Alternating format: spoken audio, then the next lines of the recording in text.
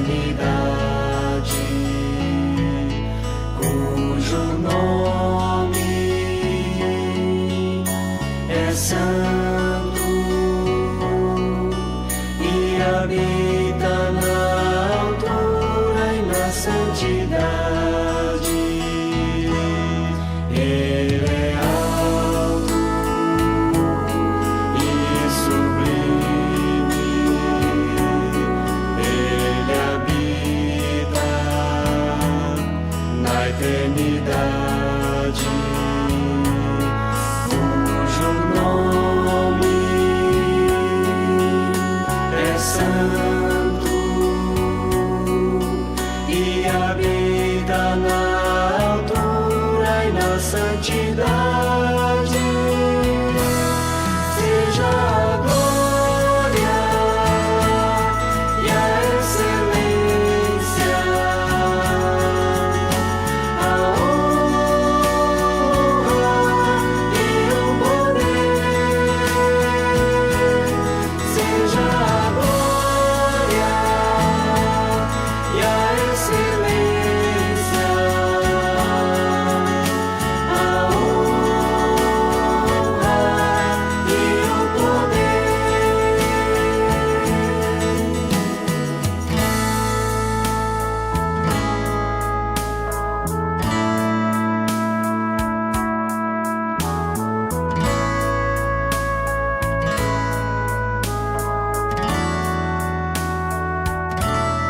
Ele é alto e sublime, ele habita na eternidade, cujo nome é santo e habita na altura e na santidade. Seja a glória e a excelência,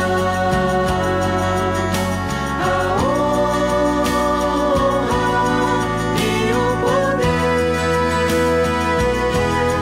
Seja a glória e a excelência, a honra e o poder. Seja a glória e a excelência, a honra e o poder. Seja a glória e a excelência, a honra e o poder. A honra e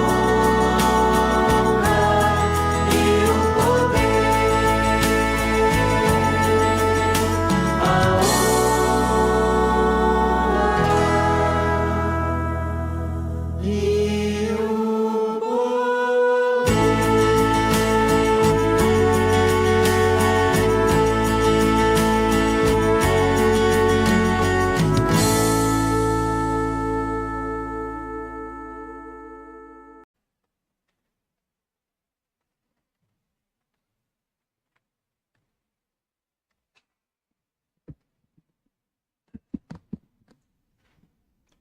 Irmãos, abramos nossas Bíblias novamente na Epístola de Paulo aos Colossenses,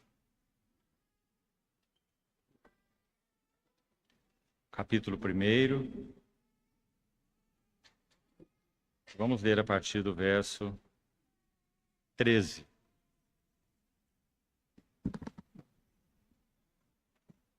Colossenses, capítulo 1, verso 13.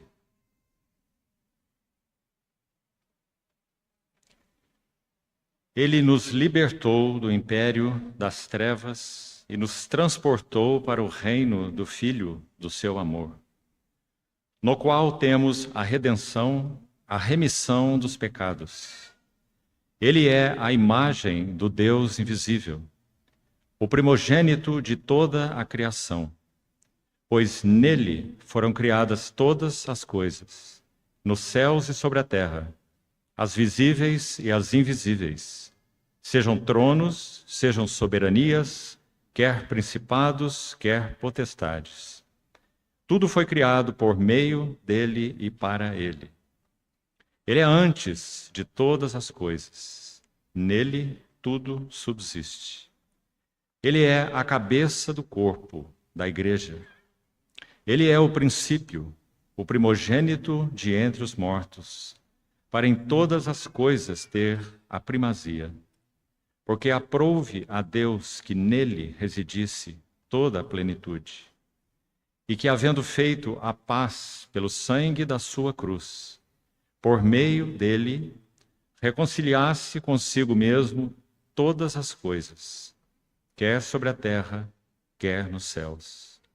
E a vós outros também, que outrora éreis estranhos e inimigos no entendimento pelas vossas obras malignas, agora, porém, vos reconciliou no corpo da sua carne, mediante a sua morte, para apresentar-vos perante ele santos, inculpáveis e irrepreensíveis, se é que permaneceis na fé, alicerçados e firmes, não vos deixando afastar da esperança do evangelho que ouvistes, e que foi pregado a toda criatura debaixo do céu, e do qual eu, Paulo, me tornei ministro. Vamos ter mais uma palavra de oração. Amado Pai Celestial, confessamos juntos o quanto nós somos dependentes da santa unção do Teu Espírito. Ele mesmo que soprou essas Escrituras, seja o intérprete delas aos nossos corações nessa noite. Queremos ver a Jesus. Abre os nossos olhos, Senhor. Fala ao nosso coração intimamente, pessoalmente e também coletivamente, para o louvor da glória da Tua graça. Esperamos toda a provisão de Ti. E assim oramos no precioso nome do nosso Senhor Jesus. Amém. Amados irmãos, todas as vezes que de alguma maneira nós iremos tocar algo que particularmente se refira às excelências e glórias do nosso Senhor Jesus, de muitas maneiras nós enfrentamos cerrada oposição. Que continuemos claros com relação a isso diante de nosso Senhor, porque enquanto estamos reunidos aqui, nesse momento, principados e potestades também nos observam. Pedro diz assim: o diabo, vosso adversário, anda ao derredor, como um leão que ruge, procurando alguém para devorar. Resisti-lhe, firmes na fé. O ministério por excelência do Espírito Santo é revelar as glórias do nosso Senhor Jesus. No primeiro tempo que tivemos, no sábado pela manhã, nós fizemos uma comparação entre o serviço de Eliezer, o servo de Abraão, e o ministério do Espírito Santo. É tão linda e clara aquela passagem de Gênesis 24, porque ele vai despendendo dos tesouros de Abraão, que na verdade eram de Isaac, como ele mesmo disse: meu senhor Abraão é muito rico. Ele deu ao seu filho tudo o que ele possui. E o apóstolo João, no capítulo 16, verso 13 do seu evangelho, nosso Senhor falando sobre o Consolador, ele disse assim: ele, o Paráclitos, ele me glorificará. E então o glorificará por quê? Porque ele há de receber, ouçam bem, irmãos, tudo o que é meu. E vou-lo há de anunciar. Que glorioso e indispensável é o ministério do Espírito Santo. Por isso, meus amados irmãos, quão dependentes nós somos de nos reunirmos nele, em Cristo, para que nós possamos ouvir a voz do Espírito Santo. Quem tem ouvidos, ouça o que o Espírito diz às igrejas. O prazer, a carga, o deleite do Espírito Santo é descortinar o véu dos nossos olhos, para que nós vejamos mais das belezas, das excelências, das glórias daquele que é o foco do seu ministério, o nosso Senhor Jesus. Então, como falamos ainda ontem pela manhã, aí está lida agora a menção mais exaustiva de todo o Novo Testamento sobre as excelências de Cristo, as glórias de Cristo. Cada palavra é de extrema importância, e eu não estou exagerando. Cada uma das palavras é de extrema importância. Então, a Epístola aos Colossenses tem como foco principal essa revelação das glórias de Cristo. Ainda antes que entremos uma a uma dessas glórias, e nós iremos citar pelo menos 15 dessas glórias. Então, se o Senhor for misericordioso conosco, generoso conosco, e assim esperamos tudo da parte dele, você vai levar com você 15 aspectos das glórias e excelências do nosso Senhor Jesus. Não é para que você mantenha no seu caderno e nem coloque na sua gaveta, mas é para que você vá no seu jardim fechado com o seu Senhor e abra a sacolinha de sementes e plante, para que então o Espírito Santo possa regá-las.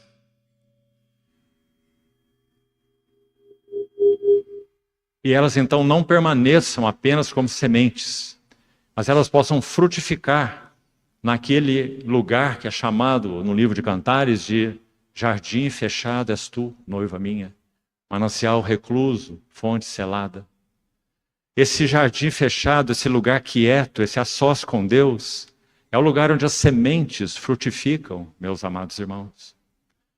Um profeta do Senhor do século passado, chamado A.W. Tozer, ele certa vez disse assim: nós cristãos, nos seus dias, nos parecemos como crianças agitadas, que passam apressadamente pelos corredores do reino, sem saber o real valor de nada.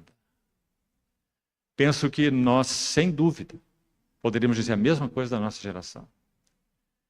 Uma geração em que basicamente tudo é instantâneo e superficial. Mas, irmãos, as águas de um ribeirão fazem muito barulho porque ele é raso. E um tambor é estridente porque ele é oco.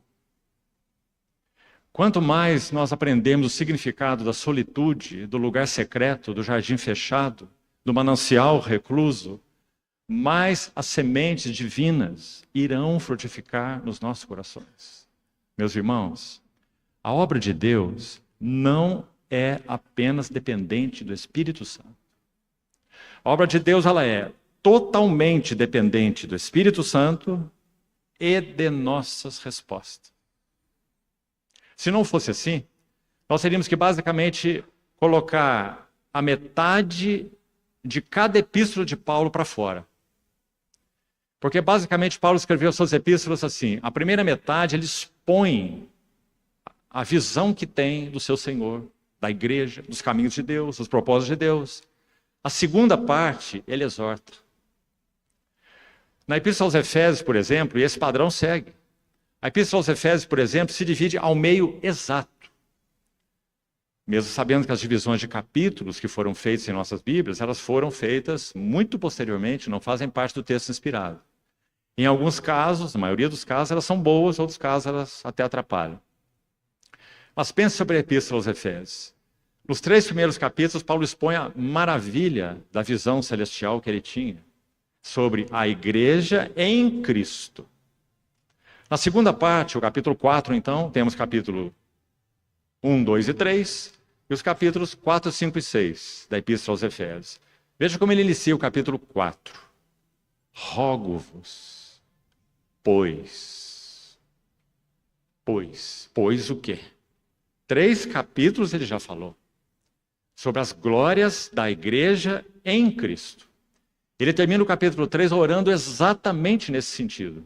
Ora, aquele que é poderoso para fazer infinitamente mais do que pedimos ou pensamos, conforme o seu poder que opera em nós, a ele seja a glória, a Deus, a ele seja a glória, olha, na igreja. Interessante ele colocar a igreja primeiro aí nesse caso. Porque tudo que ele descreveu nesses 3 primeiros capítulos, como já falamos, é sim a glória da igreja em Cristo. Sem Cristo não tem glória na igreja. Mas é a glória da igreja em Cristo. Então ele diz a este Deus que é poderoso para fazer infinitamente mais do que pedimos ou pensamos, a ele seja a glória na igreja e em Cristo Jesus. Por todas as gerações, para todo sempre. Então ele diz, amém. Ele inicia o capítulo 4. Rogo-vos, pois. Você está vendo? 3 capítulos mais de pura exortação, instrução, orientação. Não mais andeis como andam os gentios, na vaidade dos seus pensamentos, alheios à vida de Deus, pela ignorância que vivem, pela dureza dos seus corações. Não foi assim que aprendestes Cristo, se é que de fato o tendes ouvido. Tantas maravilhosas exortações. Vida doméstica, marido e mulher, pais e filhos, servos e senhores, batalha espiritual. Ou seja, a obra do Espírito Santo, meus irmãos, antes ainda que entremos no nosso texto aqui, base para essa noite. Ele é dependente, vou repetir, totalmente desse obreiro de Deus com O maiúsculo, que se chama o Espírito Santo do Senhor. Sem ele, nada pode ser feito em termos de obra de Deus, nada. Nós só teríamos palavra, nós só teríamos conjecturas, nós só teríamos sofismas, só teríamos ideias, só teríamos conceitos. Mas, quando o Espírito Santo opera, sempre ele aguarda resposta dos nossos corações. Então, na Epístola aos Hebreus, que foi tão citada hoje pela manhã pelo nosso querido irmão, 3 vezes, aquele verso do Salmo 95, que fala sobre a jornada do povo de Deus com Deus, é usado nos capítulos 3 e 4 de Hebreus. Hoje. Esse hoje em Hebreus se refere a um tempo que é uma pessoa, Cristo. Hoje, se ouvirdes a sua voz, como diz quem? Como diz o Espírito Santo. Hoje, se ouvirdes a sua voz, não endureçais os vossos corações. A palavra que aquela geração do deserto ouviu, Hebreus 4:2, foi a palavra de Deus, através de um profeta de Deus, Moisés. Aliás, naquele tempo, podemos dizer, o único na face da terra, Moisés, naquele tempo. Hoje não. Então é dito, a palavra que ouviram de Deus, tão divina quanto Deus, não lhes aproveitou. Por quê? No mesmo capítulo 4, versículo 12, agora, diz que a palavra de Deus é viva. Porque Deus é vivo. A palavra de Deus é eficaz, porque Deus opera através da sua palavra aquilo que lhe apraz. Mas por que não lhes aproveitou? Hebreus 4:2. Porque a palavra que ouviram não foi acompanhada. O termo no grego é este. A ideia é misturada com a fé naqueles que ouviram. Então hoje, se ouvirdes sua voz, não endureçais os vossos corações. No capítulo anterior, o capítulo 2, nos importa, que nos agarremos com mais firmeza às verdades ouvidas, para que delas jamais nos desviemos. A palavra desviar ali, nessa epístola aos Hebreus, essa palavrinha, do capítulo 2 de Hebreus, versículo 1, ela se refere a um vaso furado. Pense em um balde furado, que você leva a uma fonte abundante, que jorra água viva. Você leva o seu balde furado. Por causa da vazão da fonte, o vaso vai se encher. Certo? Porque ele está perfurado, mas a vazão da fonte é imensa. Então você encheu o seu balde. Você anda 10 metros, você não tem nada nele. Nada. De alguma maneira a palavra te tocou, a palavra mexeu com você, te motivou, quem sabe até te levou a lágrimas. Recebem a palavra com alegria, mas sendo de pouca duração, porque o solo é rochoso. Ela lança raízes, mas o solo é rochoso. Então, meus irmãos, vamos sempre levar isso em conta. A obra de Deus é dependente de nossas respostas. Porque Deus não trata com marionetes. E como já ouvimos aqui algumas vezes dizer nosso querido e saudoso irmão Dino, Cristo não tem uma noiva de borracha. Ele tem uma noiva de carne e osso, que deve responder ao que ele fala, responder ao que ele solicita, responder ao que o Espírito Santo roga.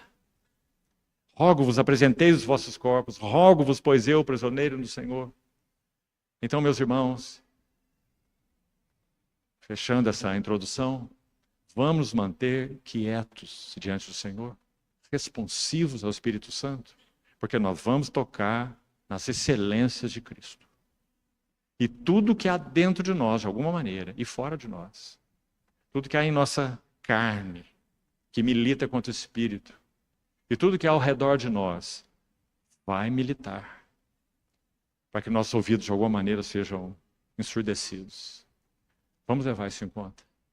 E vamos permanecer, então, diante do nosso Senhor, para que Ele possa realizar o que Ele quer realizar nos nossos corações, pelo Seu Espírito Santo, pela Sua palavra, nessa noite de comunhão e de meditação. Vamos lá. Depois de termos examinado a oração de Paulo, e que oração? Oração do Espírito Santo, através da boca de Paulo.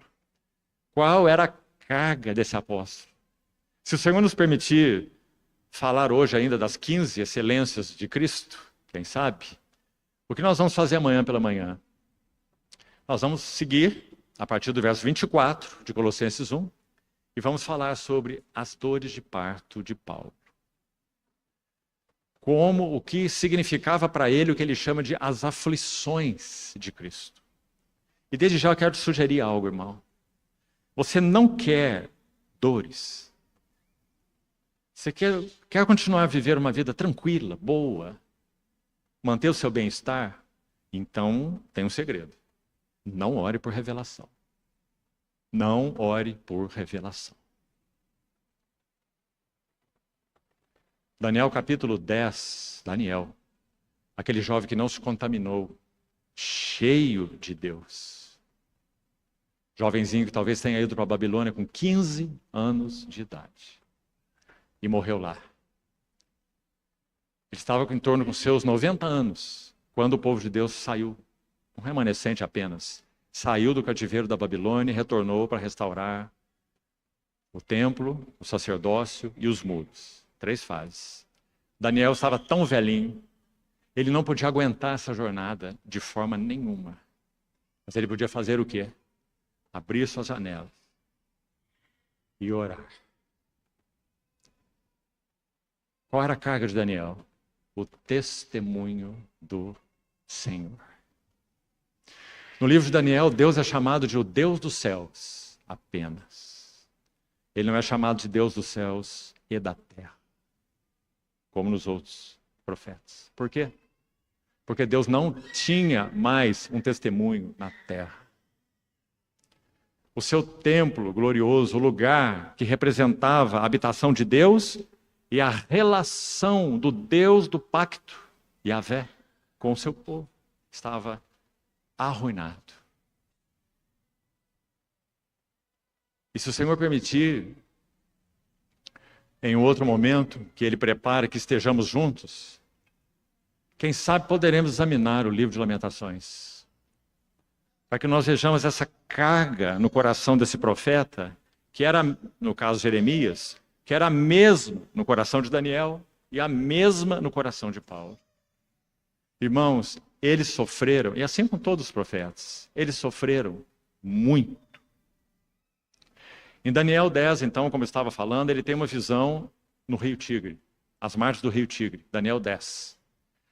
E o que ele vê ali é extremamente semelhante ao que João vê na ilha de Patmos.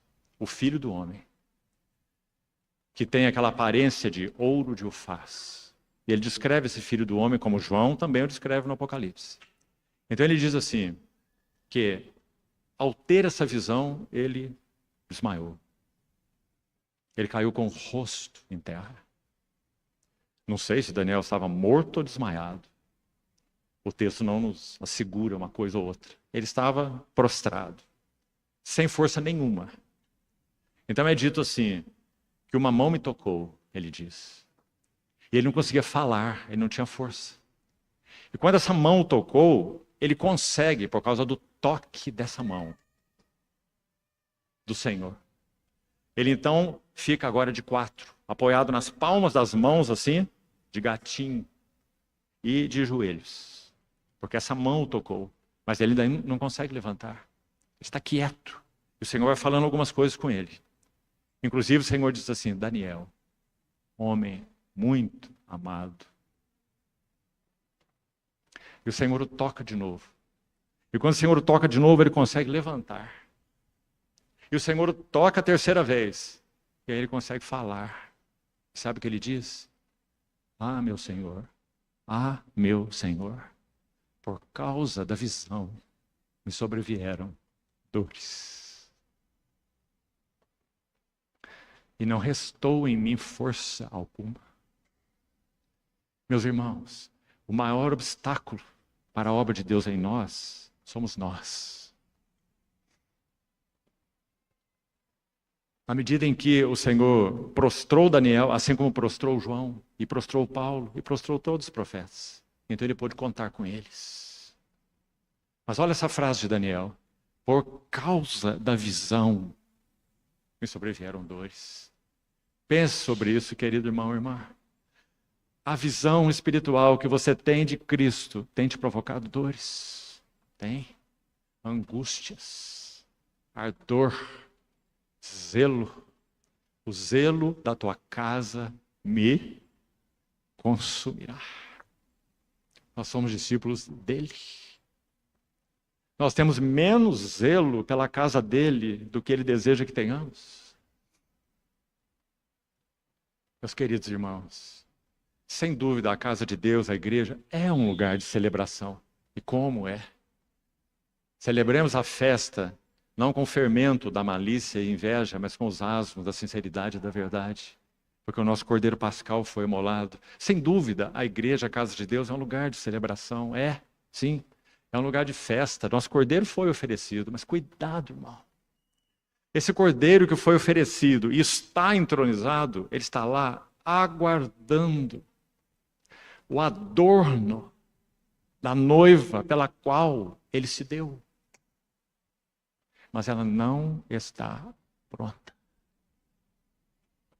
Meus filhinhos, por quem de novo eu sofro as dores de parto, até que Cristo seja plenamente formado em vós. Então você vê o paradoxo? A vida cristã é um paradoxo. Pobres, mas enriquecendo a muitos. 2 Coríntios 6. Entristecidos, mas sempre alegres. Como você explica isso? Nada tendo, mas possuindo tudo. E mais um paradoxo. A igreja é um lugar de festa e a igreja é um lugar de dores. E essas duas coisas têm que andar juntas. Se nós formos apenas um povo festivo, nós estamos equivocados. Porque o nosso Senhor no trono ainda está aflito. Porque no que dependesse dele, ele já teria retornado para a sua noiva. Quando os santos e profetas que escreveram as escrituras do Novo Testamento diziam, Maranata, vem, essa era a expectativa deles. Quando Jerusalém foi destruída pelo general Tito, romano, a expectativa dos cristãos é que o Senhor estaria voltando. E já são quase 2000 anos. Você se lembra do cântico de Watchmani? Por ti suspiro em meio do prazer. Suspiro em meio do prazer. Veja o paradoxo. Jamais a minha alma tem uma satisfação total, pois o teu rosto, amado, não consigo ver. Por sua terra sonha o peregrino, com sua pátria o exilado além, porque a nossa pátria está nos céus, de onde aguardamos o Salvador, o Senhor Jesus Cristo.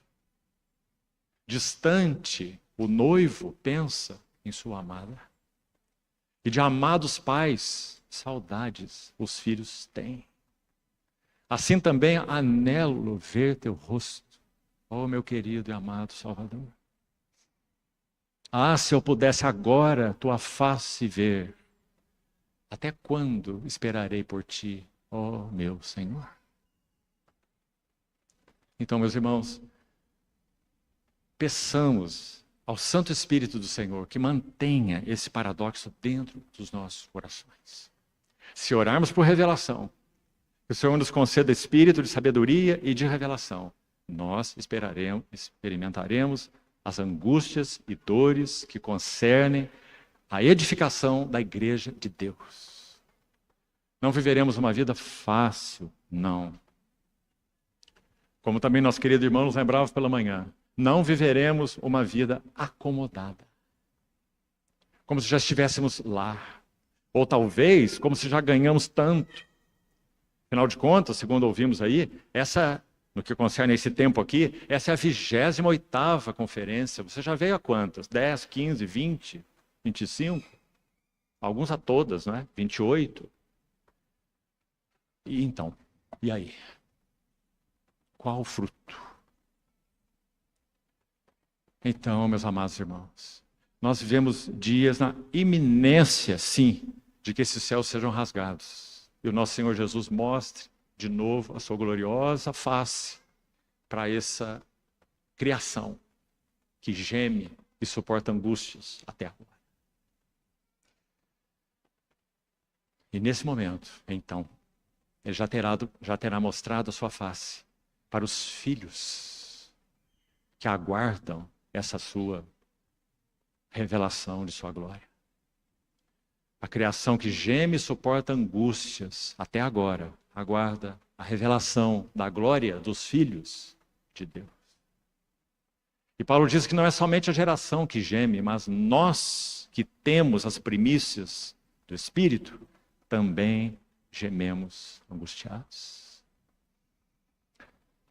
Então, meus irmãos, vamos fechar isso aqui, vamos entrar nesse texto, para que o Espírito Santo nos ajude a ver essas glórias do nosso Senhor Jesus. Eu sei que há muitos irmãos aqui de muitas assembleias. E talvez o Senhor vá falar diretamente a você, no seguinte sentido. Quem sabe você, um casal, uma família, às vezes uma irmã, um irmão, ou um pequeno grupo de 3, 4 ou 5, em um determinado contexto, estão hoje sofrendo por causa dos seus arredores. Falta de resposta à visão de Cristo, à visão celestial, gemendo em angústia, em dores. Meus irmãos, há bocas que estão levantadas para o céu, louvado seja nosso Senhor por isso, estão clamando por um renovo da visão de Cristo. Um renovo da visão de Cristo. Agora a questão é, ou a pergunta é, não é isso que o Espírito Santo quer nos dar? A Epístola aos Hebreus foi escrita para cristãos cansados, que estavam com medo ao invés de fé, que estavam tendentes a retroceder. Se retroceder, nele não se compraz a minha alma. Nós, porém, não somos os que retrocedem para a perdição. Somos, entretanto, da fé para a conservação da alma. Foi para esses aí,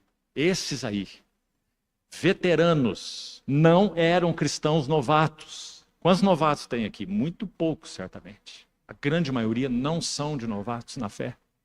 Os hebreus também não eram, os hebreus cristãos ali, destinatários da epístola. Não eram novatos, eram veteranos. Eles estavam tendentes a retroceder. Eles tinham, já falamos, medo ao invés de fé. Eles não estavam retendo a palavra que ouviram. Qual é o antídoto para esses cristãos veteranos, cansados? Restabelecei os vossos joelhos trôpegos e as vossas mãos descaídas. Hebreus capítulo 12. Cansados. Cansados da luta, cansados da batalha. Qual é o remédio para eles?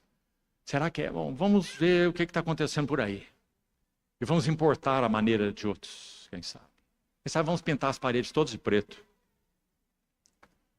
Vamos fazer uma música mais alegre, mais festiva. Vamos colocar a letra nos nossos cânticos que embalem as nossas almas, que tenha muito mais o meu, para mim, de mim, do que Cristo e suas glórias. Quem sabe isso vai animar a nossa alma. Mas sabe o que o autor de Hebreus fez? Como ele começa o seu livro para os cristãos cansados e doentes, tendentes a retroceder, ele começa assim: havendo Deus outrora falado muitas vezes, de muitas maneiras aos pais, pelos profetas, nestes últimos dias, nos falou em um filho. E ele expressa ali, meus irmãos e irmãs, 7 glórias dos filhos, do filho. 7 glórias. Naquele texto. Porque esse é o antídoto para renovar cristãos cansados. Você tem estado cansado, irmão? A batalha tem sido difícil. Nosso Senhor, quando mandou seus discípulos atravessarem o mar da Galileia e ir para o outro lado, ele subiu no monte. Certamente ele estava lá na sua solitude, orando e olhando para os seus discípulos. E o texto vai dizer, texto de Marcos, que eles estavam cansados a remar porque o vento lhes era contrário. Eles não iam conseguir chegar na outra margem. Uma travessia que deveria levar 3 horas já estava levando muitas horas. Então o Senhor desce do monte e vai se apresentar a esse barco, para que eles possam chegar até o outro lado. Nós estamos navegando contra a maré.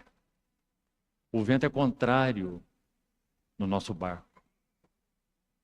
Então, meus amados irmãos, se nós não tivermos, pelo Espírito Santo, uma visão renovada das belezas do nosso Redentor, o que nós faremos?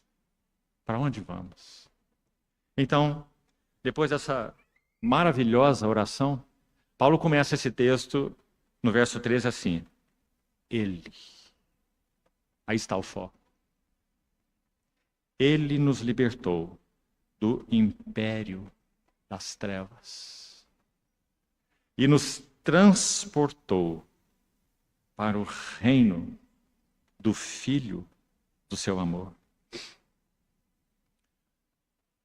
Por que o texto de Paulo não disse apenas do Filho? Ou quem sabe do Filho de Deus? Por que do Filho do seu amor? Meus irmãos,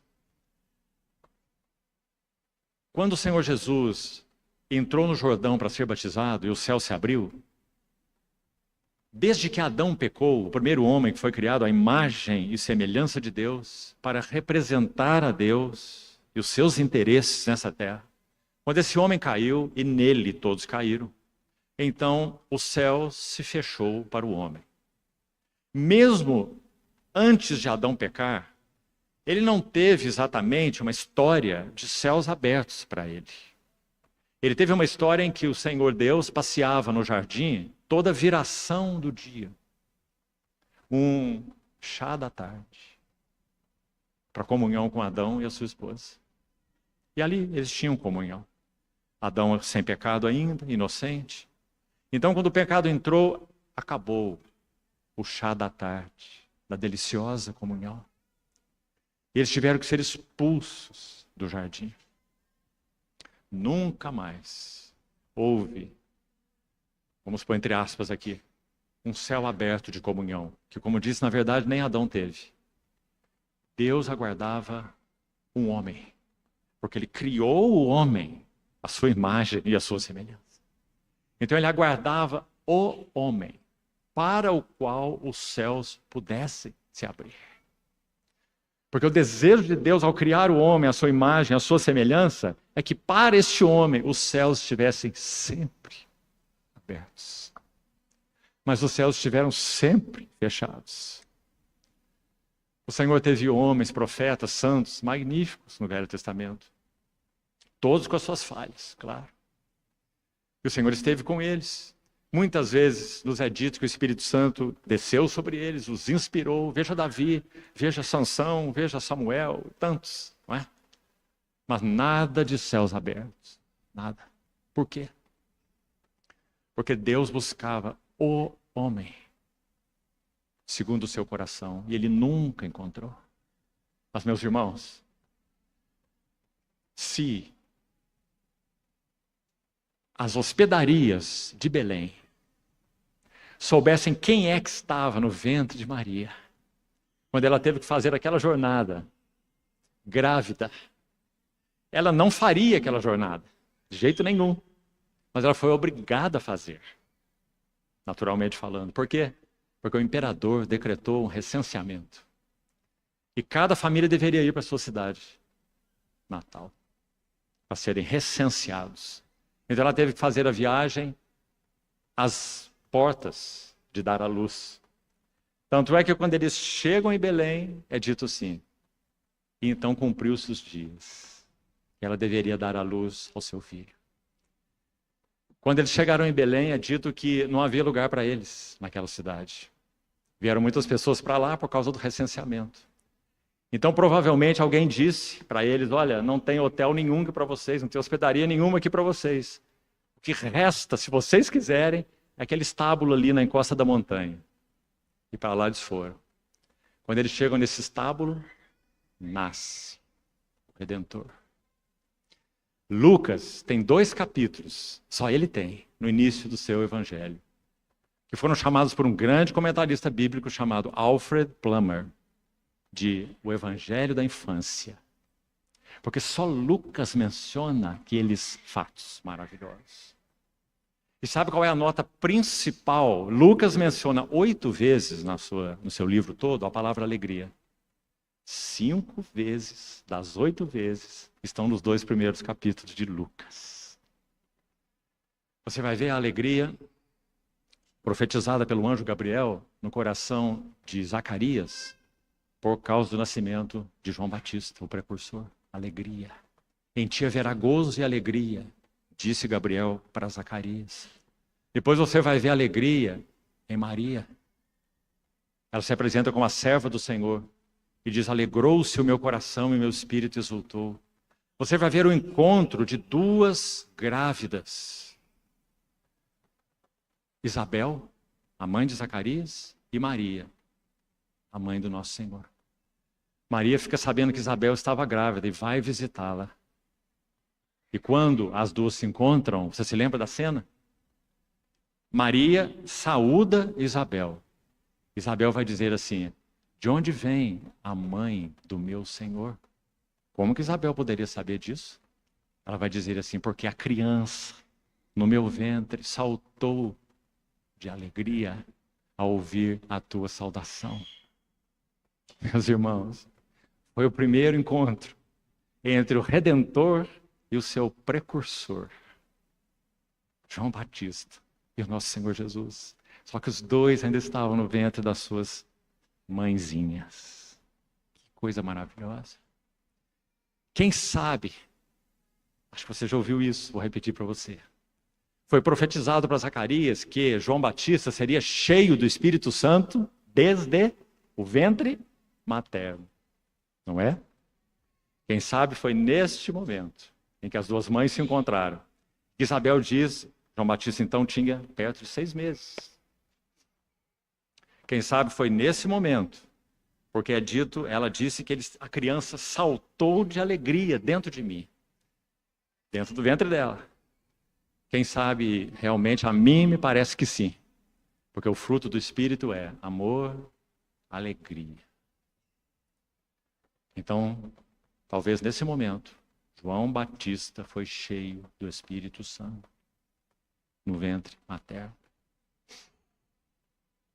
Então, a alegria é a nota principal ali. A alegria dos anjos. Eis que eu vos trago boa nova de grande alegria, que será para todo o povo. Então, quando Paulo começa esse texto com a primeira glória do Senhor Jesus, aí está. Ele vai dizer, ele nos libertou do império das trevas. Terra de Zebulon, terra de Naftali. O povo que andava em trevas viu grande luz. A profecia citada por Mateus, quando nosso Senhor Jesus nasceu. E aos que jaziam na região da sombra da morte, resplandeceu-lhes a luz. Ele nos libertou do império das trevas e nos transportou para o reino do Filho do seu amor. Aí esse menino cresce, o filho do seu amor, e ele entra no Jordão. Antes dele entrar no Jordão, João está batizando uma multidão, toda a classe de pessoas.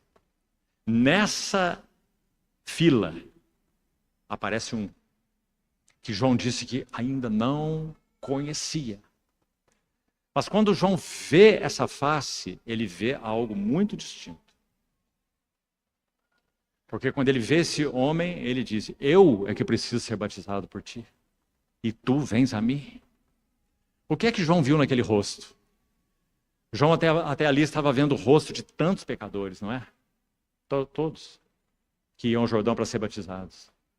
Mas agora ele viu aquele rosto que é descrito no livro de Hebreus assim, Hebreus 7. Com efeito nos convinha um sumo sacerdote assim como este, santo, inculpável, sem mancha, separado dos pecadores. Olha essa frase. Separado dos pecadores e feito mais alto do que os céus. Então agora João vê essa face. Ele se dobra diante dele e diz, eu que preciso ser batizado por ti. Então nosso Senhor diz, deixa João, por enquanto, porque nos convém cumprir toda a justiça. E ele entra no Jordão. Quando ele entra no Jordão, os céus se abriram. E aquela voz foi ouvida. Este. E outro evangelista registra o termo pessoalmente, com um tu. Tu és o meu filho amado, ou o filho do meu amor. Ele nos libertou do império das trevas e nos transportou para o reino do Filho do seu amor.